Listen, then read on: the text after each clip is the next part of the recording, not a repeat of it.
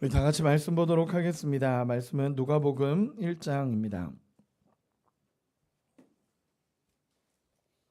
누가복음 1장 13절에서 25절까지 말씀 보도록 하겠습니다.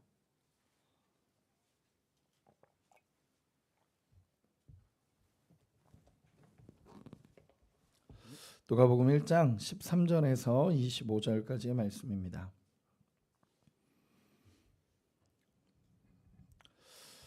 우리 다 같이 천천히 합독하도록 하겠습니다. 같이 읽겠습니다. 천사가 그에게 이르되 사가랴여 무서워하지 말라. 너의 간구함이 들린지라. 내 아내 엘리사벳이 내게 아들을 낳아 주리니 그 이름을 요한이라 하라. 너도 기뻐하고 즐거워할 것이요 많은 사람도 그의 태어남을 기뻐하리니 이는 그가 주 앞에 큰 자가 되며 포도주나 독한 술을 마시지 아니하며 모태로부터 성령의 충만함을 받아 이스라엘 자손을 주 곧 그들의 하나님께로 많이 돌아오게 하겠습니다. 그가 또 엘리야의 심령과 능력으로 주 앞에 먼저 와서 아버지의 마음을 자식에게 거스르는 자를 의인의 슬기에 돌아오게 하고 주를 위하여 세운 백성을 준비하리라. 사가랴가 천사에게 이르되 내가 이것을 어떻게 알리오? 내가 늙고 아내도 나이가 많으니이다. 천사가 대답하여 이르되 나는 하나님 앞에 서 있는 가브리엘이라. 이 좋은 소식을 전하여 내게 말하라고 보내심을 받았노라. 보라, 이 일이 되는 날까지 내가 말 못하는 자가 되어 능히 말을 못하리니 이는 내가 내 말을 믿지 아니함이거니와 때가 이르면 내 말이 이루어지리라 하더라. 백성들이 사가랴를 기다리며 그가 성전 안에서 지체함을 이상히 여기더라. 그가 나와서 그들에게 말을 못하니 백성들이 그가 성전 안에서 환상을 본 줄 알았더라.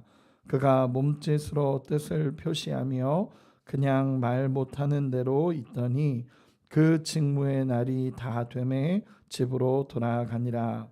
이후에 그의 아내 엘리사벳이 잉태하고 5달 동안 숨어 있으며 이르되 주께서 나를 돌보시는 날에 사람들 앞에서 내 부끄러움이 없게 하시려고 이렇게 행하심이라 하더라. 아멘. 이 말씀을 나누도록 하겠습니다. 오늘 말씀은 세례 요한에 대한 예언과 사가랴의 믿음이라는 제목으로 같이 말씀을 나누도록 하겠습니다. 지난주 이제 누가복음에 대해서 본격적으로 말씀을 나누면서 누가복음 1장의 시작을 같이 말씀으로 나눴었습니다. 시작이 어떤 거였냐면 누가복음이 시작되면서 하나님께서 한 가정을 주목하심으로 시작이 됩니다. 그 가정이 어떤 가정이었냐면 사가랴와 엘리사벳이라는 제사장 가문의 가정이었습니다. 그 가정에서 정말 하나님 앞에 잘 예배하고 하나님을 높였던 그 가정을 성경은 주목합니다. 그리고 지난주 말씀으로 잠깐 살펴봤지만 이 사가랴라는 제사장이 성전 안에 들어가서 분향하고 있었던 때, 이제 제사의 거의 마지막을 하고 있는 그 분향하고 있던 때에 천사가 나타납니다. 그리고 오늘 본문의 13절로 이어져 가게 되는데 천사가 나타나서 한 아이가 태어나게 될 거다라고 말하면서 그 아이가 세례 요한입니다. 세례 요한을 태어나게 될 것을 예언하게 됩니다. 이 세례 요한이 태어날 것에 대한 예언에 대해서 오늘 말씀을 좀 나누고, 그리고 오늘 그 말씀에 대한 사가랴의 반응에 대해서 같이 말씀으로 나누고 싶습니다. 우리가 중요하게 살펴봐야 되는 한 가지는 이제 하나님께서 구약의 말라기 선지자 이후에 이제 넘어와서 이제 처음으로 신약이 시작되어지는 장면인데, 이 공백이 한 400년이 넘는 시간들입니다. 근데 그 시간을 뚫고 드디어 하나님의 계시가 이제 임하기 시작하는 장면이 이 사가랴의 가정에 임한 하나님의 역사입니다. 그러니까 400년이라는 시간 동안 하나님의 계시가 일어나지 않았는데 드디어 하나님께서 그 모든 시간을 뚫고 찾아오셔서 사가랴의 가정에 하나님의 말씀이 임하기 시작합니다. 그리고 나서 예언된 사람이 예수님이 오실 길을 예비할 자로서 세례 요한이 예언이 되는 것입니다. 우리 13절 한 번만 더 같이 읽어보도록 하겠습니다. 13절입니다. 시작. 천사가 그에게 이르되 사가랴여 무서워하지 말라. 너의 간구함이 들린지라. 내 아내 엘리사벳이 내게 아들을 낳아 주리니 그 이름을 요한이라 하라. 아멘. 이 말씀입니다. 천사는 사가랴에게 말씀을 전합니다. 천사가 전하는 말씀입니다. 뭐라고 하냐면 너의 간구함이 들렸다라고 표현을 합니다. 너의 간구함이 들렸다라고 표현하면서 하나님이 너에게 아들을 주시겠다라고 말씀하신다라고 얘기하십니다. 여러분, 지금 사가랴는 제사장으로서 그곳에서 전체를 대표해서 분향하고 있기 때문에 이게 지금 했던 기도는 아니었을 것입니다. 그러나 평소에 계속 기도해왔던 그 간구함이 이제 들려져서 너의 간구함을 하나님께서 들으신 거다. 그리고 나서 너에게 아들을 주겠다라고 말씀하고 있습니다. 그리고 나서 그 이름을 요한이라 하라라고까지도 하나님께서 말씀해 주십니다. 여러분, 요한이라는 이름의 뜻은요, 여호와는 자비로우시다라는 의미를 갖게 됩니다. 여러분, 그런데 참 독특한 본문인 것이 성경에서 이렇게 태어나기 전에 예언하고 특별히 이름까지 정해주는 경우가 많지는 않습니다.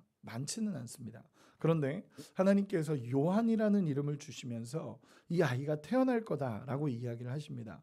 이 아이가 특별한 이유는요, 여러분 오해하지 마시기 바랍니다. 지금 이제 누가복음을 쭉 전개하다 보면 세례 요한의 탄생과 예수님의 탄생과 이런 장면들이 나오는데, 이 세례 요한의 탄생은요, 메시아 오심을 준비하는 사역을 감당해야 되기 때문에 사명자로서 하나님께서 알려주시는 것입니다. 저도 오늘 본문을 이렇게 준비하다 보니까 이제 세례 요한에 대해서 계속 말씀을 나눌 텐데, 마치 세례 요한에 대한 예언이 엄청나게 막 이렇게 높아지는 것 같은 느낌도 있는데 사실은 그건 아닙니다. 세례 요한이라는 사람은 이 메시아 오심을 준비하는 자로서 하나님께서 탄생을 예언하시고, 그가 와서 해야 되는 역할은 무엇이냐면 예수님의 오실 길을 예비하는 역할로서 하나님께서 사역을 감당하게 하시는 부분입니다. 그래서 성경에서는 굉장히 특별하게 이 요한을 예언하고 있습니다. 그래서 이 예언된 요한이 와서 이제 해야 될 일에 대해서 14절에서 16절까지 기록이 되어 있습니다. 우리 같이 한번 읽어보도록 하겠습니다. 같이 읽겠습니다. 시작. 너도 기뻐하고 즐거워할 것이요 많은 사람도 그의 태어남을 기뻐하리니 이는 그가 주 앞에 큰 자가 되며 포도주나 독한 술을 마시지 아니하며 모태로부터 성령의 충만함을 받아 이스라엘 자손을 주 곧 그들의 하나님께로 많이 돌아오게 하겠습니다. 아멘. 세례 요한에 대한 예언입니다. 세례 요한이 와서 이런 일들을 감당할 거고 이런 일들이 세례 요한을 통해 일어나게 될 거다라고 이야기하고 있습니다. 이런 부분들은 이제 뒤에 세례 요한이 본격적으로 사역하는 부분에 대해서 그때 다루도록 하고, 오늘 본문에서는 한 가지만 좀 주목해 보기를 원합니다. 이 무엇이냐면 세례 요한의 핵심 사역인데, 이 핵심 사역이 무엇이냐면 많은 이들을 하나님께로 돌아오는 사역을 감당하게 할 거다라는 것이 세례 요한의 사역을 예언한 장면입니다. 그리고 중요한 것은 무엇이냐면 누가복음을 전체적으로 이해할 수 있는 하나의 키가 있는데, 그 키가 뭐냐면 성령입니다. 앞으로 계속적으로 강조하겠지만 누가복음 전체를 이해하는 하나의 키는 성령입니다. 성령. 그런데 이 성령이라는 단어가 누가복음 1장 15절에 나오죠. 제가 다시 한번 읽어드리도록 하겠습니다. 이는 그가 주 앞에 큰 자가 되며 포도주나 독한 술을 마시지 아니하며 모태로부터 성령의 충만함을 받아 16절에 이스라엘 자손을 주 곧 그들의 하나님께로 많이 돌아오게 하겠습니다. 아멘. 이 포인트입니다. 이 두 가지를 기억했으면 좋겠습니다. 이 요한은 하나님께로 많은 이들을 돌아오게 하는 사역을 감당하게 될 텐데, 그 사역을 감당할 수 있는 힘이 어디냐면 성령의 충만함을 받아서 하나님께로 많은 이들을 돌아오게 할 거다라고 말하고 있는 것입니다. 그래서 이 오늘 본문은 15절에서 정말 중요한 포인트는요. 성령의 충만함을 받아 많은 이들을 하나님께로 돌아오게 할 거다라는 이 사역의 요한의 사역의 모습을 이야기하고 있는 것입니다. 여러분 성령의 충만함을 받아서 하나님께로 돌아오게 한다라는 것이 요한의 사역의 핵심입니다. 앞으로도 계속 요한의 사역에 대해서 이야기할 텐데 요한은 성령의 충만함을 통해서 하나님께로 돌아오게 하는 사역을 감당한 사람이 요한입니다.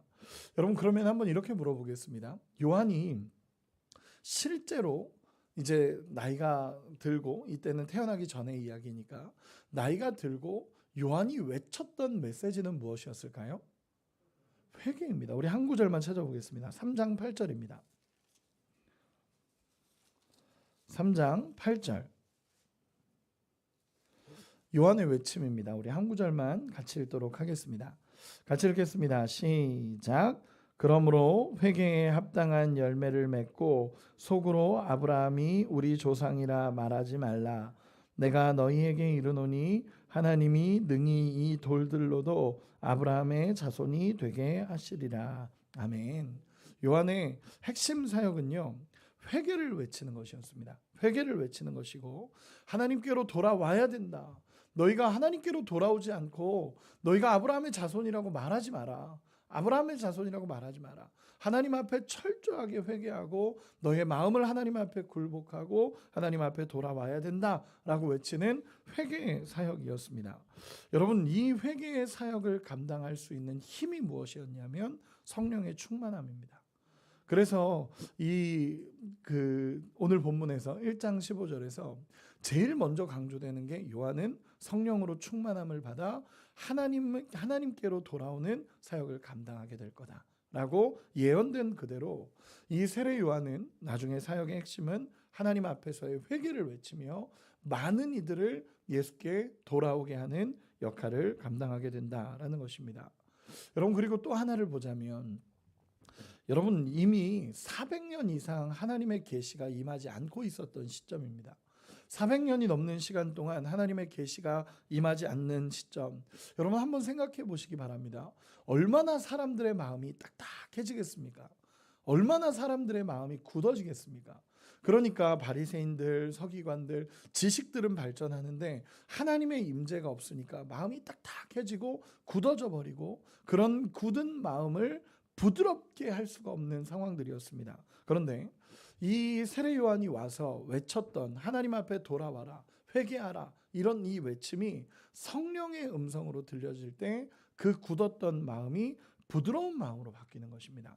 그래서 에스겔서 36장 26절 제가 읽어드리겠습니다. 제가 정말 좋아하는 말씀인데 이렇게 기록이 됩니다. 또 새 영을 너희 속에 두고 새 마음을 너희에게 주되 너희 육신에서 굳은 마음을 제거하고 부드러운 마음을 줄 것이며.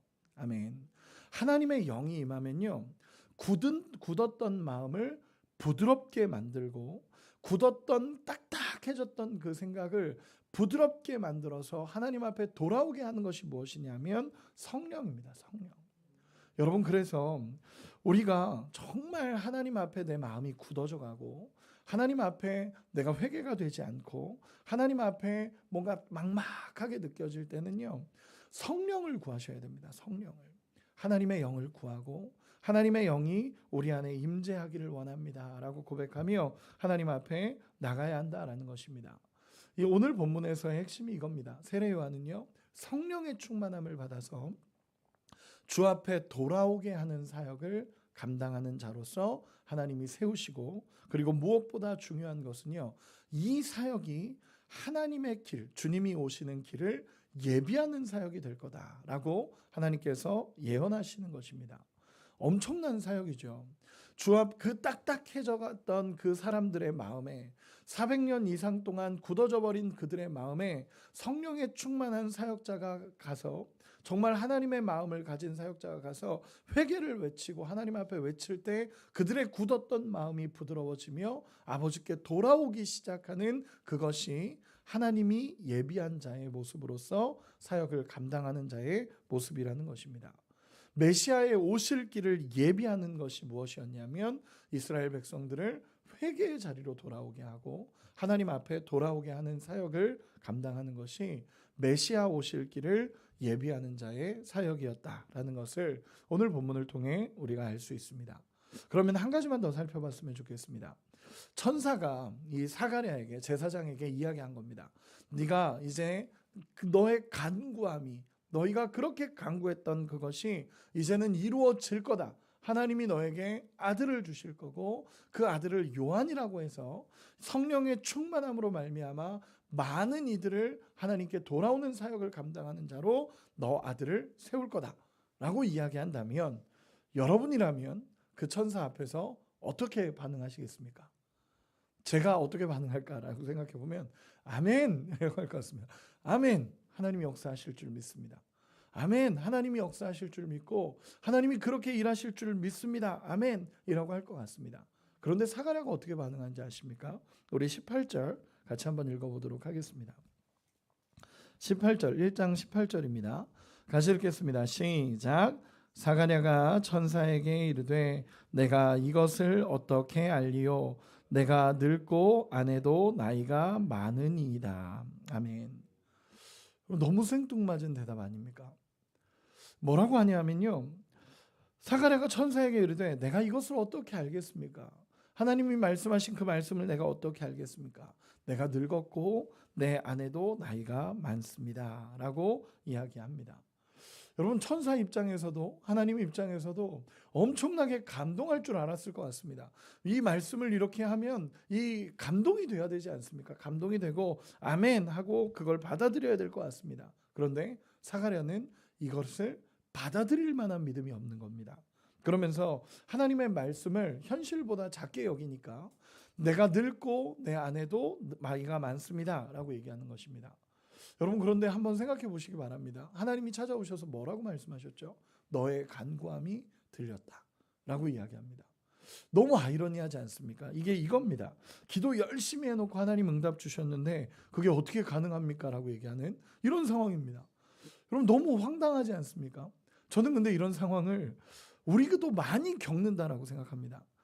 우리는 기도는 열심히 하는데 이게 될까? 라는 생각을 할 때도 있고, 기도는 열심히 해놓고 하나님 응답을 주시니까 이게 가능합니까? 라고 말하고 있는 것이 이 사가랴의 모습입니다. 저는 이게 사가랴의 문제가 아니라 우리의 모습처럼 보여지는 마음입니다. 기도 열심히 했는데 하나님 응답 주시니까 그게 가능합니까? 라고 말하고 있는 것이 사가랴입니다.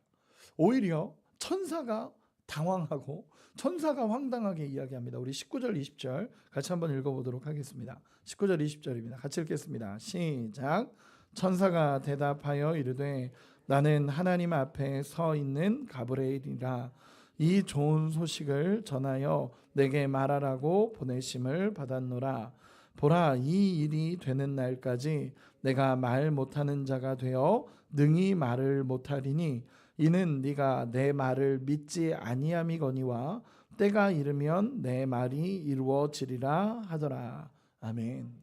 가브리엘이 이렇게 이야기합니다. 하나님의 말씀을 가지고 좋은 소식을 전하려고 내가 왔는데 너가 이 말을 믿지 아니한다 라고 얘기하면서, 너가 기도한 대로 내가 하나님의 말씀을 가지고 왔는데 너가 믿지 아니하니 너의 입을 닫고 네가 당분간 말하지 못하게 될 거다라고 이야기합니다. 징계입니다. 징계. 여러분, 이 상황이 믿음 없음이 너무 드러나는 상황인 것입니다. 이 가브리엘은 하나님의 말씀을 가지고 좋은 소식을 전하러 왔는데 오히려 사가랴가 기도해 놓고 그 기도의 응답을 받을 믿음이 안 돼 버리니까 결국에는 징계가 임하는 것입니다. 징계가 임해서 뭐라 그러냐면 네가 이 말을 믿지 아니하니 너의 입을 닫아서 이 말씀이 이루어지는 날까지 너가 더 이상 말을 못하게 될 거다라고 이야기합니다. 그러나 여러분, 이 말씀을 잘 이해하시기 바랍니다. 하나님 징계하신 건 맞지만 하나님께서 기간을 두셨습니다. 기간을 두셨다라는 것은 무엇이냐면 그가 다시 말을 할 수 있도록 하나님 하게 하신다라는 것입니다. 그런데 이 징계의 기간을 두시면서 말을 못하게 했다라는 것은요, 결국에는 이 말을 못하는 기간을 통해 이 사가랴의 믿음을 하나님이 다시 점검하게 하시고 이 사가랴의 믿음이 다시 회복되어져 가는 시간을 겪게 하시는 것이 하나님의 마음입니다. 나중에 보면요, 이제 내일이나 내일 모레 이렇게 말씀을 나눌 때 보시면 알겠지만 사가랴는 하나님 앞에 다시 회복된 믿음으로 예언하고 고백하는 사람이 되어져 갑니다. 결국에는 하나님께서 이런 역사가 그들에게 일어났다라는 것입니다. 사가랴에게 하나님 찾아오셨고 말씀하셨고, 그러나 사가랴가 믿음으로 반응하지 못하니까 결국 징계가 임하고, 그리고 그 징계가 임한 것도 기간이 있는 징계. 그래서 결국 하나님은 사가랴의 믿음을 다시 세우기 위한 방법으로서 이제 말을 못하게 되는 징계가 임했다라는 것입니다. 그리고 나서 넘어가서 밖에서는 백성들이 사가랴를 기다리고 있었습니다. 왜냐하면요, 사가랴가 제사를 지내고 이제 마지막 분향하던 자리에서 있었던 일들입니다. 그러니까 백성들은 밖에서 기다리고 있고, 이 제사의 그 모습을 보면요, 마지막으로 제사장이 분향을 하고 나와서 기다리고 있는 백성들을 향해 축복 기도를 해줌으로써 이 제사가 마무리가 됩니다. 그래서 백성들이 다 밖에서 기다리고 있는 상황이었는데 사가랴가 나왔는데 말을 못하는 겁니다. 축복을 해줘야 되는데 말을 못하고 있으니까 사람들이 기다리고 있고, 오늘 본문에 보면 몸짓으로 이야기를 했다라고 합니다. 그러니까 사람들도 그걸 보면서 사가랴가 환상을 봤나 보다, 사가랴가 환상을 본다 그러면서 다 돌아가게 됩니다. 여러분, 그 이후에 이제 일어나는 말씀이 24절 25절인데 제가 읽어드리도록 하겠습니다. 하나님의 말씀의 예언은 그대로 이루어집니다. 24절 25절에 이후에 그의 아내 엘리사벳이 잉태하고 5달 동안 숨어 있으며 이르되 주께서 나를 돌보시는 날에 사람들 앞에서 내 부끄러움을 없게 하시려고 이렇게 행하심이라 하더라. 아멘. 말씀이 그대로 이루어지는 역사가 일어났다라는 것입니다. 저는 이 말씀에서도 참 은혜가 됩니다. 무엇이냐면, 물론 사가랴가 바로 믿음으로 반응하지 못했습니다. 하나님 앞에 기도했지만 그 기도의 응답이 왔을 때 온전하게 반응하지 못하고 아멘으로 받아들이지 못하고 감사함으로 받지 못했습니다. 그러나 그럼에도 불구하고 하나님의 역사는 여전히 흘러가고 있다는 것이 참 은혜가 됩니다. 하나님의 예언을 거두지 않으셨고요. 하나님께서 야, 너는 믿음이 안 되니까 내가 너희 가정 말고 다른 가정 찾아가겠다, 이렇게 얘기하신 게 아닙니다. 내가 사가랴 너는 믿음이 안 돼서 내가 다른 제사장 가문에서 세례 요한을 태어나게 하겠다, 이렇게 하지 않으시고 그를 징계하시지만 하나님 여전히 그를 향한 계획을 이루어 가셨다라는 것입니다. 참 은혜가 되지 않습니까? 하나님의 역사가 흘러가고 우리의 믿음을 하나님 보시고 또 다시 믿음을 회복할 수 있는 시간을 허락해 주셨다라는 것입니다. 말씀의 결론을 맺겠습니다. 오늘 말씀을 통해 3가지의 결론을 맺고 싶습니다. 첫 번째는 무엇이냐 하면, 여러분 성령을 사모할 수 있는 은혜가 있기를 소망합니다. 세례 요한이 하나님의 성령을 통해서 많은 사람을 예수께로 돌아오는 사역을 감당했던 것처럼 우리의 굳은 마음을 제거하고 부드러운 마음이 되게 하시며 하나님 앞에 다시 돌아오게 하시는 사역은 철저하게 성령의 역사입니다.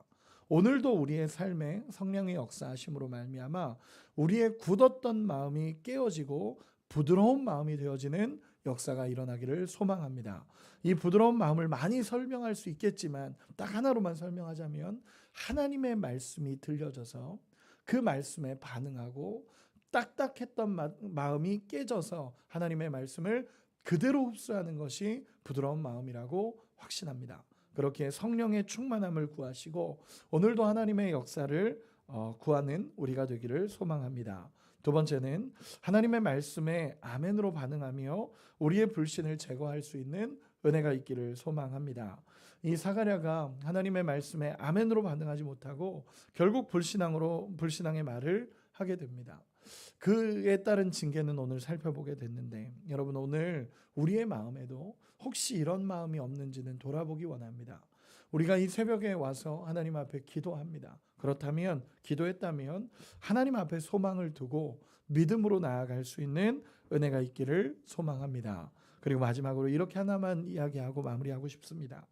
때로는 하나님께서 허락하시는 징계는, 때로 우리에게 허락하시는 징계는 우리를 무너뜨리려고 하시는 징계가 아니라 우리의 믿음을 다시 세우기 위함임을 우리가 깨닫고 하나님 앞에 감사함으로 모든 것을 반응하며 하나님 앞에 서 있는 은혜가 있기를 소망합니다. 그때 은혜가 보이는 거고 그때 믿음으로 설 수 있는 것입니다. 오늘 말씀을 통해 우리 안에 온전한 하나님을 향한 믿음이 세워지고 하나님 앞에 기도하는 역사가 우리 안에 일어나기를 예수님의 이름으로 축원합니다.